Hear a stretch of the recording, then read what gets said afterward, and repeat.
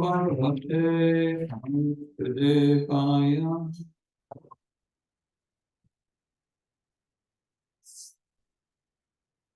Om Namo Bhagavate Devaya.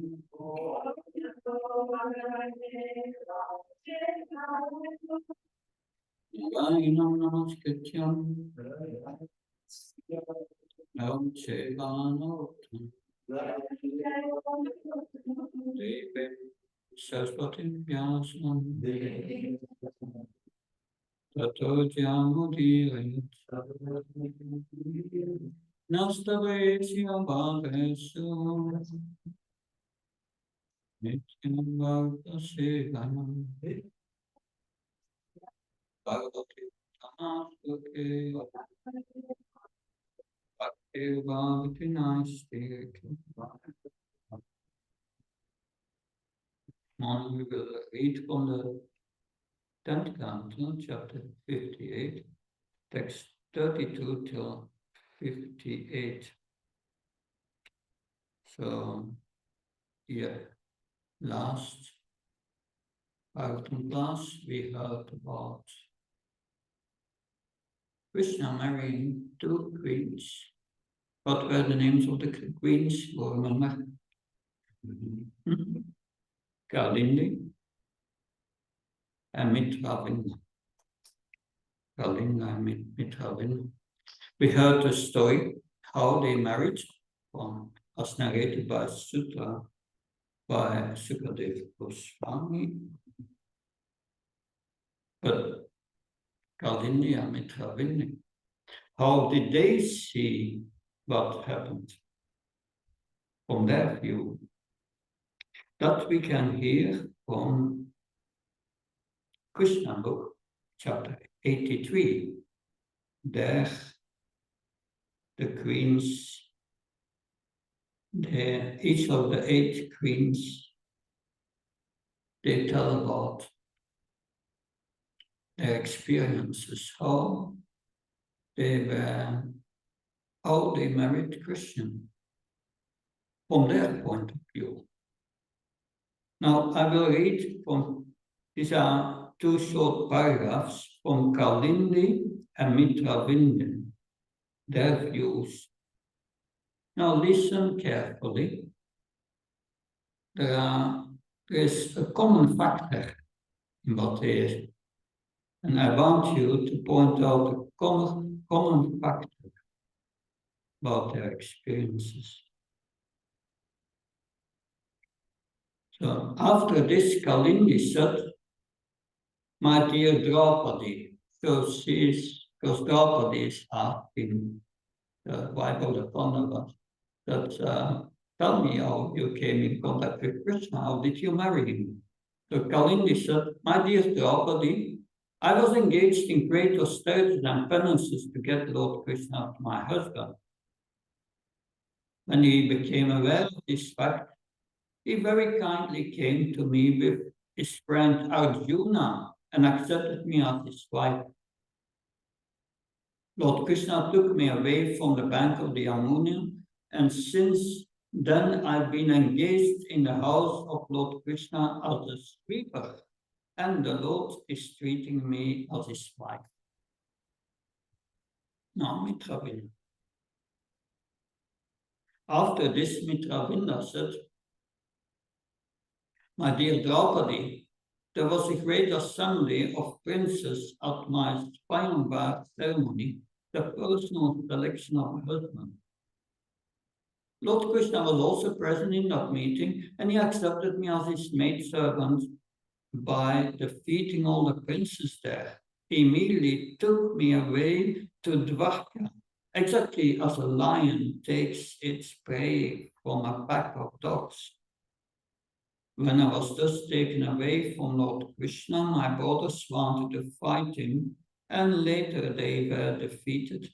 Thus my desire to become the maidservant of Krishna, life after life, was fulfilled. So what's the common factor? Yeah, maidservant, yes, because, well, the Yamuna said I was a sweeper. And yes, and Mitra Binder said, "Mhm. So my desire to become a maidservant of Krishna was fulfilled that. And she said also he accepted me as his maidservant. So that's the mood you need to develop if you want to marry Krishna. The maidservant. Hmm? And mad. Yeah. Not very simple. The servant. Good. Now today we will discuss, time allows, the story of Satya, and at the end, very short, the story of Bhadra and Lakshmana. It's interesting, this, because with Satya is the sixth wife now we will discuss. All the wives are in sequence that of marriage to Krishna. But after, when they spoke to Draupadi at the time of the sun eclipse at Kurukshetra, they are speaking in the same sequence. That's interesting. That's like seniority. That we will have 3 queens more. Then we got 8 queens. But how many queens? How many wives did Krishna marry? Yeah. So how many are missing? 16,100. So that's about the 60,100. Ekasaka Prabhu will speak tomorrow. He will start the story of Narakasur and how the 60,100 were saved. So I'm only doing 8. So 32 is on the screen. Naghna Chinama Kausalya. Naghna Chinama Kausalya. Asit Ajati Dhamikaha. Asya Satya Bhavat Kanya. Devi Naghna Chiti Nipa. Naghna Chinama Kausalya. Asit Ajati Dhamikaha. Asya Satya Bhavat Kanya. Devi Naghna Chiti Nipa. Ashinama Kausalya. Sit Vajati Dharmika. Asya Satya Bhavat Kanya. Devi Naghna Chiti Nipa.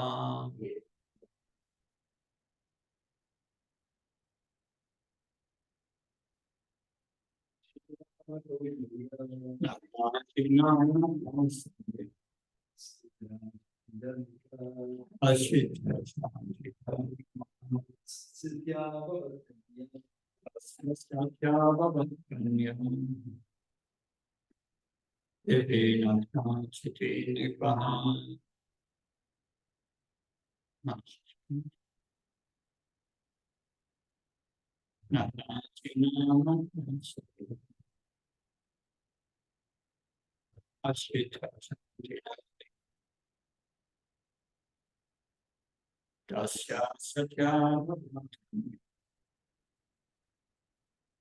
Devi Chiti Nipa.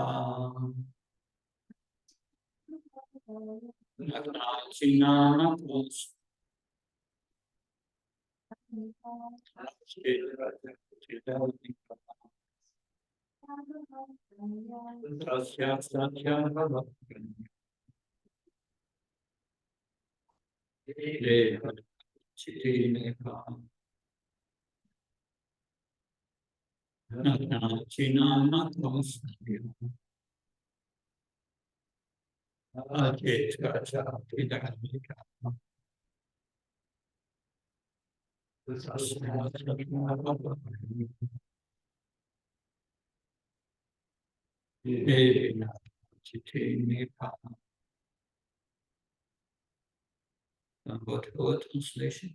Nachnajit. Nachnajit. Nama. Named. Kausalya. The ruler of Kausalya. Ayodhya. Asu. Devas. Raja. King. Ati. Very. Dharmika. Religious. Tatya is Satya, Satya, Abhavat, Devas, Kanya, daughter, Devi, lovely, Nachnachiti, also called Nachnachiti, Nripya, O king. Translation.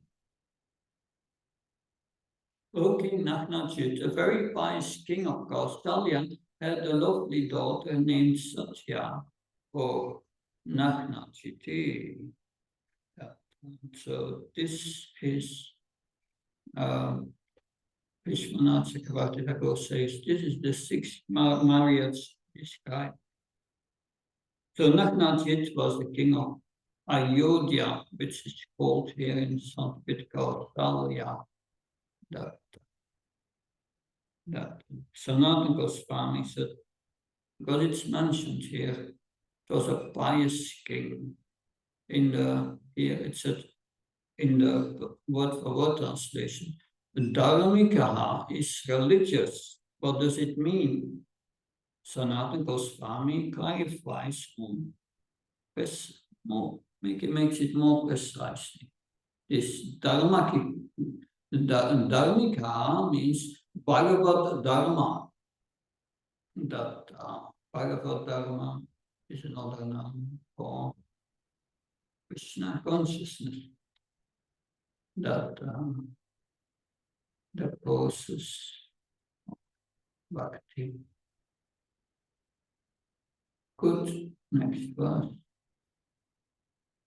The kings came as suitors, were not allowed to marry her unless they would subdue 7 sharp-horned bulls.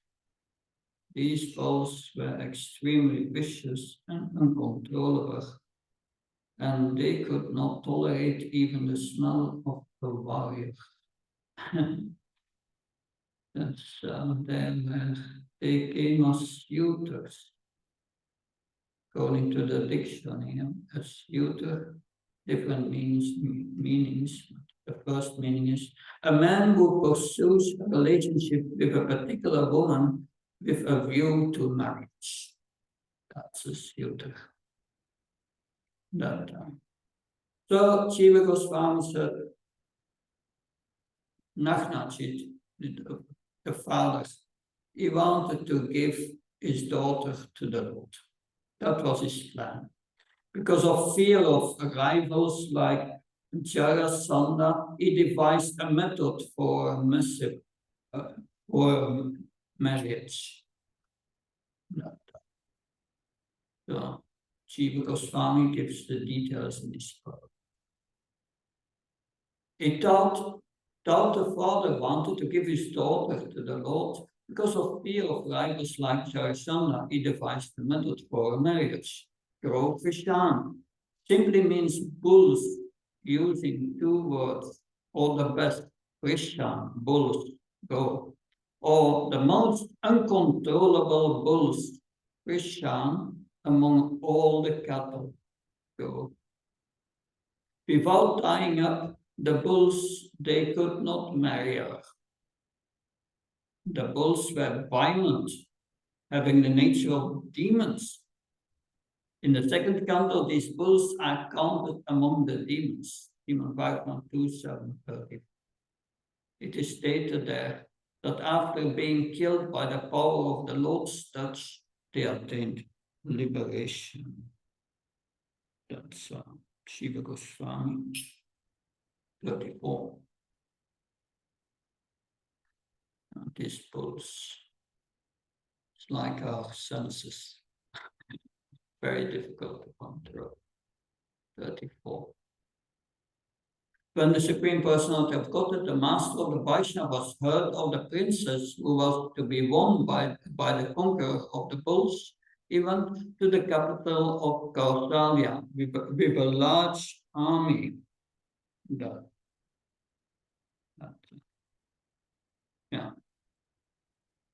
So, Vishwanath Chakravarti gives a summary. No one could marry her without taming the 7 bulls. That 35. The king of Kausal, pleased to see Lord Krishna, worshipped him by rising from his throne and offering a seat of honor and substantial gifts. Lord Krishna greeted the king respectfully. So, Shiva Goswami says, the king, with a pretext for giving his daughter, was pleased. He worshipped him by offering a seat according to custom, and then worshipped him according to the scriptures with suitable attributes. And the word Adibihi indicates that he washed his feet, fanned him, and did other services. So Sanatana Goswami gives details on how the king worshipped Krishna. The king was famous for following Dharma, or he wanted to give his daughter to Krishna. Adibihi indicates giving arghya, padya, and other items. He worshipped him with the best Guna items, such as ornaments. This could also include arghya, etc., but to stress the importance that they are mentioned separately, or they are mentioned separately because of the particular method used in offering separately. That's now we will hear 36. When the king's daughter saw that most agreeable suitor arrived, he immediately desired to have him. The Lord of Goddess Rama, she prayed, may he become my husband if I have kept my vows. May the sacred fire bring about the fulfillment of my hopes. So that is Satya, who is seeing Krishna arriving and prays that. And Srila Vishwanath Chakravarti Thakur gives amazing details in one sentence. She saw Krishna through the lattice windows from the watchtower. Amazing. So also, she saw Krishna through the lattice windows from the watchtower, but Shiva Goswami describes Satya's feelings when seeing Krishna. So, and we have Sanatana Goswami says the same thing, more or less. 37. Goddess Lakshmi, Lord Brahma, Lord Shiva, and the rulers of the various planets placed place the dust of his lotus feet on their heads. And to protect the codes of religion which he has created, he assumes past-time incarnations at various times. How may that Supreme Personality of Godhead become pleased with me? So Jiva Goswami, he describes Satya's mood of humility.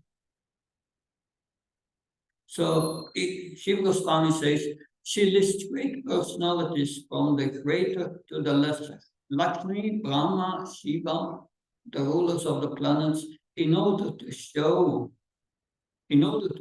her own insignificance. Shiva is considered less than Brahma, because as Brahma's son, he acts as his student. And Brahma was the direct utilizer of the 18-syllable Krishna mantra.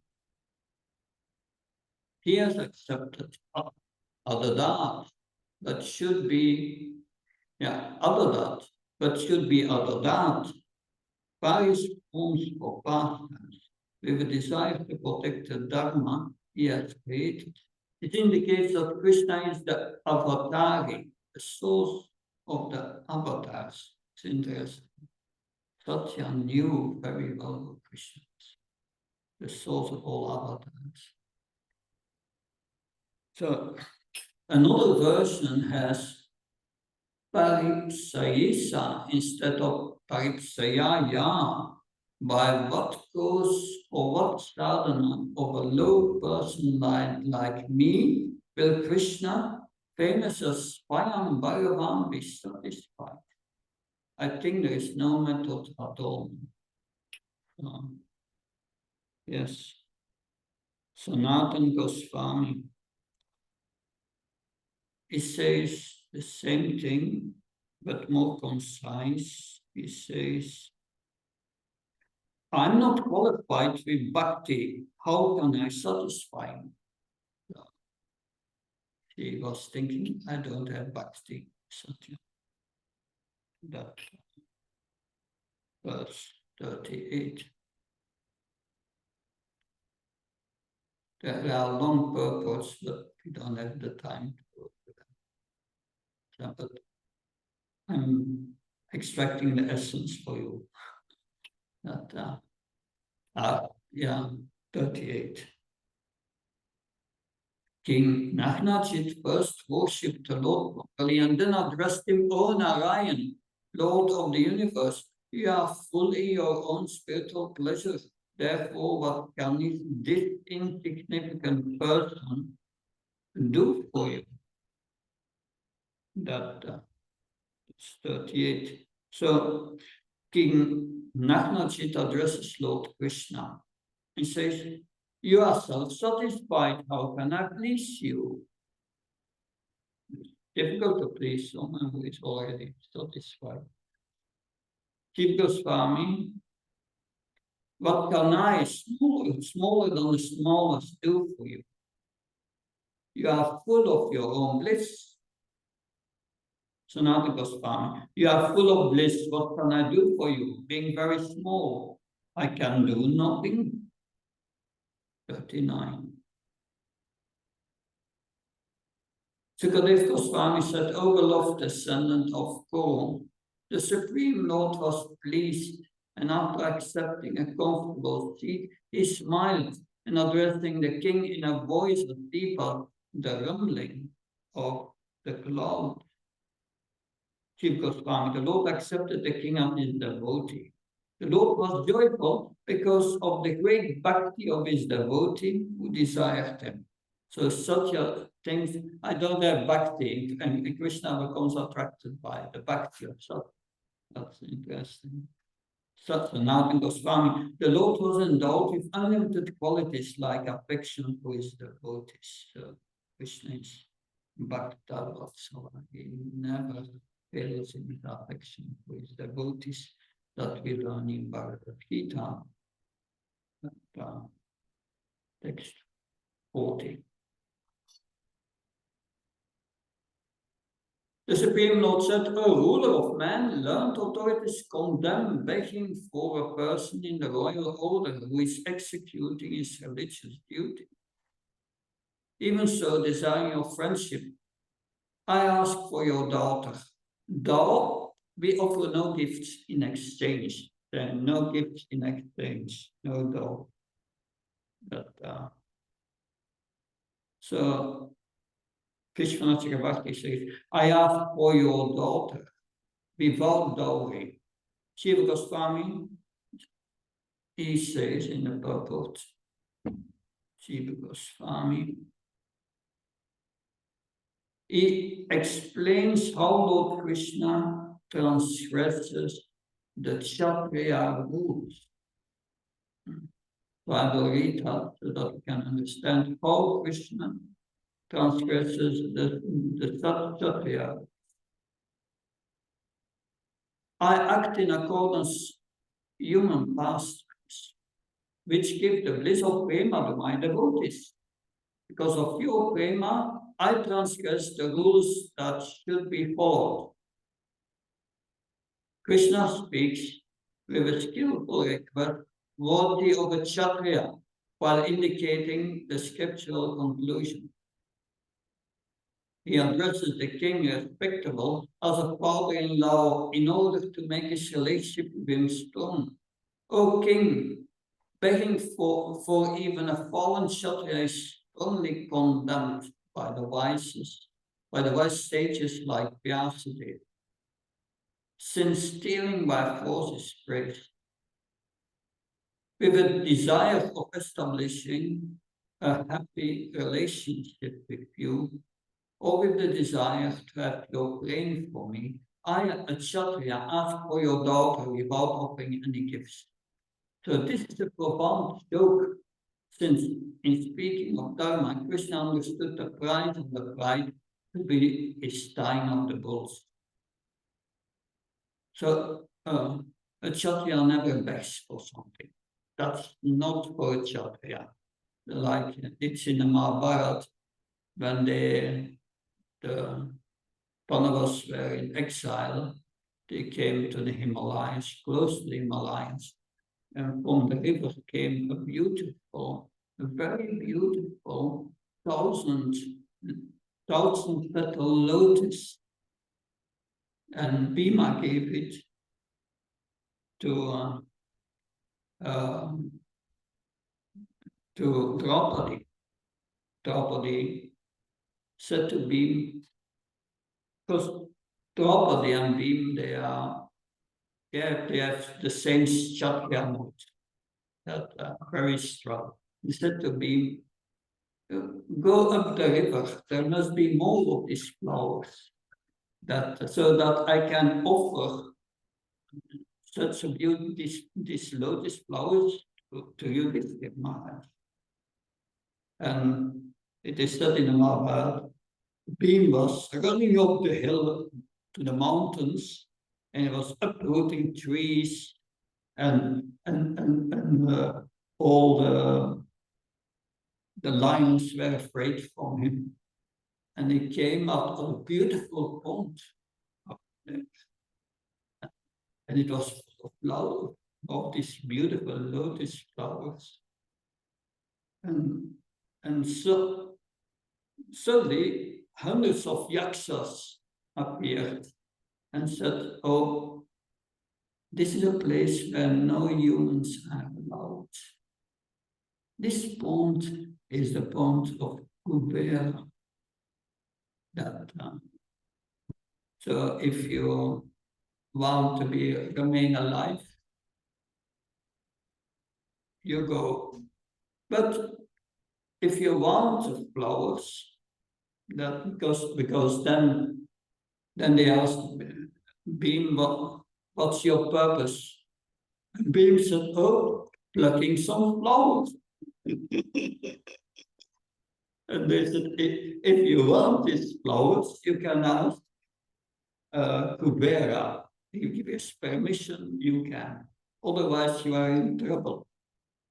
And Beam said, I'm a Kshatriya. I don't beg for anything. and he started to pluck the flowers. But then, but then all these yakshas attacked him and he killed them all. Anyway, that's a Chatyan word. So a Chatyan have a best or something. Next, that's 41. The king said, "My lord, who could be a better husband for my daughter than you? The exclusive abode of all transcendental qualities. On your body, the goddess of fortune herself resides, never leaving you for any reason." Shiva Goswami said, "Lakshmi has all qualities because she is controlled by Krishna's qualities." That Sanat Goswami explains this a little further. And 42. But to ascertain the proper husband for my daughter, O chief of the Sattvatas, we previously set a condition to test the prowess of our suitors.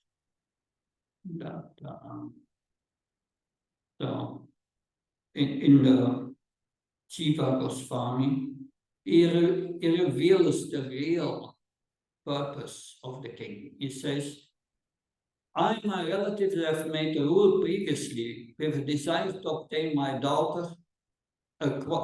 to obtain for my daughter a qualified groom, or because of the desire of the groom for my daughter, we have made a rule in order to test the courage and strength of the man. You should also follow our rule for maintainers of the devotees." So the rule was made of such that only Krishna could do it. So 43.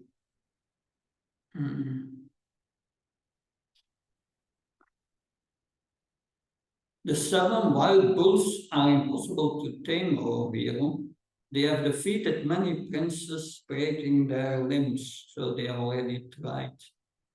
And Jiva Goswami says, cleansing himself and its people of old, he then explains the rule. When Queen Krishna accepted, the king went to the bull pen and pointed with his finger. These are the 7 bulls. They have broken the limbs of the princes and defeated them. By this, he suggests that this he had arranged for the defeat of the princes who were Krishna's enemies. O hero, by your strength you will control the bulls. 44. If you can subdue them, O the son of Yadu, you will certainly be the appropriate bridegroom for my daughter, O daughter Shri. Upon hearing these terms, the Lord tightened his clothing, expanded him into 7 forms, and easily subdued the bulls. That was the purport. According to Srila Swami, Lord Krishna expanded himself into 7 forms, not only to playfully defeat the 7 bulls, but also to show Princess Satya that she would not have to compete with his other queens, since he could enjoy with all of them simultaneously. Special husband. 46. Lord Sauri tied up the bulls, whose pride and strength were now broken, and pulled them with ropes just as the child playfully pulls wooden toy bulls. They were like Shiva Goswami, they were like wooden toys pulled by strings by John. 47. Then King Nagnajit, pleased and astonished, presented his daughter to Lord Krishna. The Supreme Personality of Godhead accepted this suitable bride in proper Vedic fashion. So that King Nagnajit, his astonishment, was astonished about Lord Krishna's amazing abilities. So Satya was a fitting bride for the Lord. That is confirmed also by Sanatana Goswami in commentary 48. The king's wives felt the greatest ecstasy upon obtaining Lord Krishna as their husband of the royal prince, and a mood of great festivity arose. That 49. So a festive, there were feelings of ecstasy. That a festive mood is described here. 49. The 49 describes further the festive, joyful atmosphere. Nice commentary by Jiva Goswami. Concerts, horns, and drums resounded, along with vocal and instrumental music and the sounds of brahmanas invoking blessings. The joyful men and women adorned themselves with fine clothing and garments. Goswami, the various sounds of conches, etc., helped to produce the festivity mentioned in the previous verse. The instruments accompanied the singing with rhythm. Dancing was also present. This produced joy in the men and women who were wearing fine clothing, garlands, ornaments, such as earrings. So then still the king will give a dowry, that is described in 51. Yeah. As the dowry, powerful King Nagnachit gave 10,000 cows, 3,000 young maidservants wearing golden ornaments on their necks and bedecked in fine clothing, 9,000 elephants, 100 times as many chariots as elephants, 100 times as many horses as chariots, and 100 times as many men servants as horses. That good 52. There are many details given by Jiva Goswami about the dowry. I read just a part of it, of his commentary. Successively, more elephant chariots, horses, and foot soldiers were given. The number of maidservants was only a third of the number of the elephants. Nishkas only are mentioned since this was their main ornament, but it is understood the maidservants were also wore other ornaments, and so on. 52. The king of Koshal, his heart melting with affection, had the bride and groom seated on their chariot, and then he sent them away on their way. He sent them on their way surrounded by a great army. A great army that Jiva Goswami says the king had a couple surrounded by a great army because his heart was extremely moist with tears caused by his affection. But now there were intolerant, envious kings. When the intolerant kings who had been rival suitors heard what had happened, they tried to stop Lord Krishna on the road as he took his bride home. But just as the bulls had broken the king's strength before, the Yadu warriors broke it now. So Krishna was not concerned. The Yadus, they will take care of them. And especially Arjuna was there.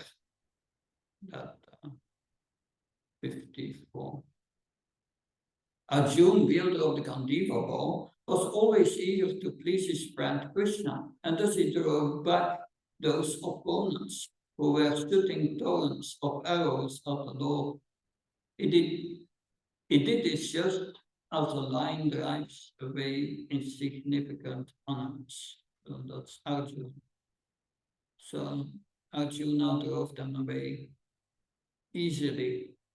That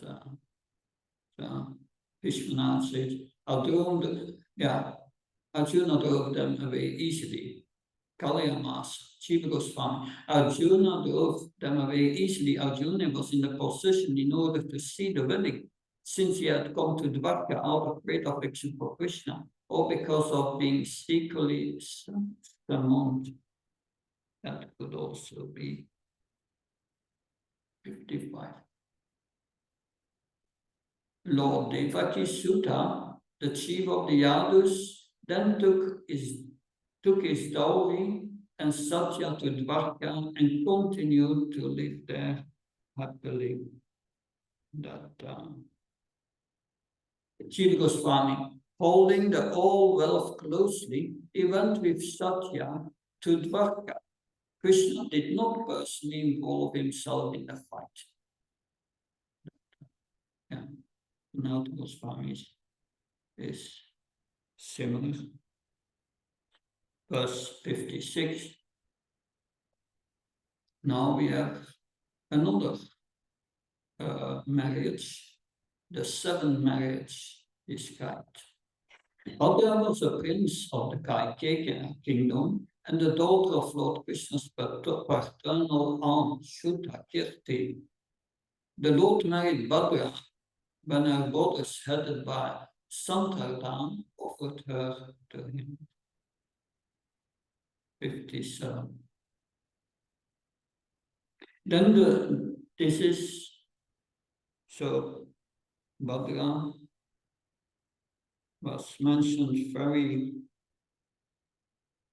briefly in one verse, and then 57, another marriage. Then the Lord married Lakshmana, the daughter of the king of Mathura. Krishna appeared alone at her Swayamvar ceremony and took her away, just as Garuda once stole the demigod's nectar. So Lakshmana is the eighth queen, and the Jiva Goswami speaks about an arrangement that was made at her Swayamvar at their Swayamvar ceremony. So a Swayamvar ceremony is a ceremony in which the lady can choose her own husband, but the husband must first fulfill a test. That is Swayamvar. Jiva Goswami, the king of Mathura, was named Brihadsena. Lakshmana was endowed with auspicious mark, Lakshmana. The king, knowing his daughter's inclination for Krishna, in order that she obtained Krishna, made an arrangement with a fish which was difficult to pierce. When Krishna pierced the fish, the wicked king said, "O king, this was your idea, not your daughter's." Knowing the determination of his daughter, the king then allowed her to choose. The events are related in the Kurukshetra trip. Again, Kurukshetra. So, yes, the last verse. So, Lord Krishna also acquired thousands of other wives equal to these when he killed Vamasur and freed the beautiful maidens the demon was holding captive. So that there's 16,000 women saved from Vamasur. That's the subject of the next chapter. And Nikasakra Gandhi will discuss that tomorrow. Now, I would like to read the perception of the queens themselves. That first from Krishna book is to end. After this, Satya addressed Draupadi in this way: "My dear Draupadi, my father arranged for an assembly for my Swayamvar, and to test the strength of heroism of the prospective bridegrooms, he stipulated each fight with his 7 ferocious bulls, which had long, sharp horns. Many heroic prospects tried to defeat the bulls, but unfortunately, they were all severely struck and they returned to their homes as defeated invalids. When Lord Sri Krishna came and fought with the bulls, they were just like playthings for him. He captured the bulls and roped each one of them by the nostrils. Thus they came under his control, just as the goat's small kids come very easily under the control of children. My father was very much pleased and married me to Lord Krishna with great pomp, giving out my dowry many divisions of soldiers, horses, chariots, and elephants, along with hundreds maidservants. Thus Lord Krishna brought me to his capital city, Dwarka. On the way back, he was assaulted by many princes, but Lord Krishna defeated all of them. And thus I have the privilege of serving his lotus feet as a maidservant. Bhadra. After this, Bhadra began to speak, so it's in the same sequence. Bhadra began to speak. She said, "My dear Draupadi, Lord Krishna is the son of my maternal uncle. Fortunately, I became attracted to his lotus feet. When my father understood these feelings of mine, he personally arranged for my marriage, inviting Lord Krishna to marry me and giving him in dowry one Aksurini, or the vision of armed forces, along with many maidservants and other royal paraphernalia. I do not know whether I shall be able to have the shelter of Lord Krishna life after life, but still I pray to the Lord that whatever I may take my birth, I may not forget my relationship with his lotus feet." And now the last one is Lakshmana. Then Lakshmana said, "My dear queen," so she's speaking to Draupadi, "many times I heard the great sage Narada glorifying the pastimes of Lord Krishna. I became attracted to the lotus feet of Krishna when I heard Narada say that the goddess of fortune Lakshmi was attracted to his lotus feet, since I've always been thinking of him, and thus my attraction for him has increased. My dear king, my father was very affectionate toward me. When he understood that I was attracted to Krishna, he devised a plan like that devised by your father. During the Swayamvar, the prospective bridegrooms had to pierce the eyes of a fish with their arrows.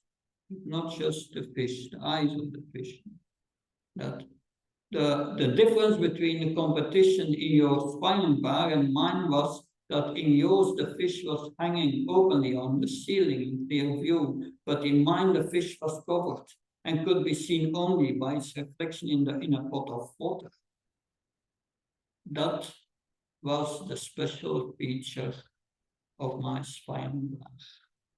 That's the queen's perception. So that's the section of today. Any comment, question? Yeah. It's quite amazing that the ancestors and the fathers, they knew. And Krishna, he was the person of the goddess of fortune, and she was always serving him. So they knew his special position. He instilled him marriage. And knowing there's no competition. I mean, that makes it all very respectful. Yeah, yeah, it's bhakti to the highest degree that that is attracting. That's it's also a guideline if you want to marry Krishna. What you have to do, developing this mood of the nature that they were very humble, like who was it? The was yeah, Satya, and then was Lakshmana, and with Bhadra. And it was what I think. Who prays, may I never forget his lotus feet in my next life. That so they are not striving for liberation or whatever. They just want to serve humbly. And amazing pastime. Thank you. Chantra Srimad Bhagavatam ki Jai.